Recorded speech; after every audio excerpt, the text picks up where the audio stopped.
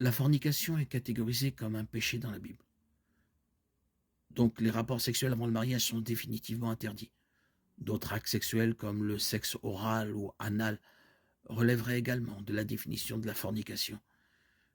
Mais les limites doivent être encore plus strictes que cela. Tout ce qui laisse entrevoir l'immoralité sexuelle est inapproprié pour un chrétien. La Bible ne nous donne pas une liste d'activités qui laissent entrevoir l'immoralité. Elle ne nous dit pas non plus quelles activités physiques sont approuvées pour un couple avant le mariage. L'idée derrière ce commandement est que l'immoralité sexuelle ne devrait pas exister parmi le peuple de Dieu. Il ne devrait jamais y avoir d'occasion pour les observateurs de mentionner une telle chose. Toute accusation d'immoralité ou de comportement inapproprié dans l'Église devrait être totalement fausse. Jusqu'à quel point l'intimité est-elle excessive avant le mariage? Puisque l'acte sexuel est mauvais pour un couple non marié.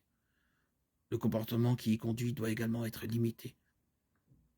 Ainsi, les préliminaires qui sont le prélude naturel au rapport sexuel devraient être limités aux couples mariés. Tout ce qui peut être considéré comme des préliminaires devrait être évité jusqu'au mariage. Cela comprendrait logiquement les attouchements, la nudité et les conversations et comportements érotiques.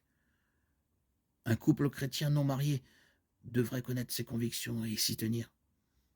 Certains couples peuvent fixer la limite au baiser léger. D'autres s'arrêteront à se tenir la main. D'autres repousseront encore plus loin les barrières par souci de conscience.